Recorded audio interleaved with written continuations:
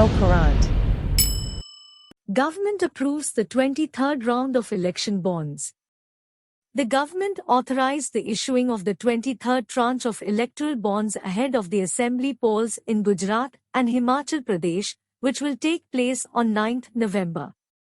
State Bank of India (SBI) has been given permission to issue and encash electoral bonds via its 29 authorized facilities from November 9th to 15th as part of the 23rd phase of the sale. While Himachal Pradesh will hold elections on 12th November, Gujarat will hold elections into stages on December 1st and 5th. What exactly are electoral bonds? In an attempt to increase openness in political fundraising, electoral bonds have been proposed as a substitute for financial contributions to political parties. However, opposition parties have voiced concerns over what they claim to be financing opacity in the form of such bonds. The Government of India notified the electoral bonds scheme in January 2018.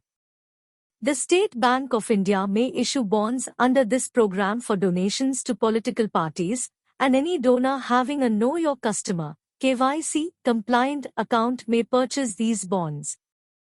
From March 1 to 10, 2018, the first batch of electoral bonds was supposed to be sold. A person who is an Indian citizen or a company formed or created in India may acquire electoral bonds. It is issued in the form of a banking instrument for bearers, a promissory note. It shall not carry the name of the buyer.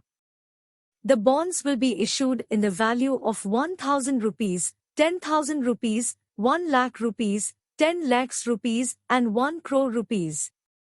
Election-related bonds may now be issued and redeemed by the State Bank of India (SBI) via a few of its branches. To be eligible to receive electoral bonds, a political party must be registered under Section 29 of the Representation of the People Act, 1951, and it must have received at least 1% of the votes cast in the most recent general election for the state's House of Representatives or Legislative Assembly. The electoral bonds are valid for 15 calendar days following the date of issuance, and if they are deposited beyond that time, no payment will be made to any payee political party. Row over electoral bonds. The introduction of electoral bonds, according to the central government, is intended to guarantee that all contributions made to a party are taken into account in the balance sheets without disclosing the donor's personal information to the general public. It would keep a watch on the use of dark money for sponsoring elections.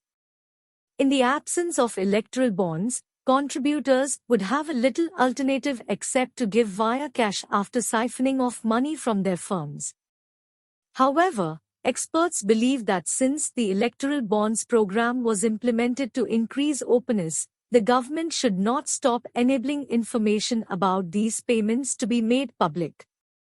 Since neither the purchaser of the bond nor the political party receiving the gift is compelled to reveal the donor's name, the owners of a business will remain uninformed of the company's contribution. Voters will also be unaware of a political party's funding sources and channels.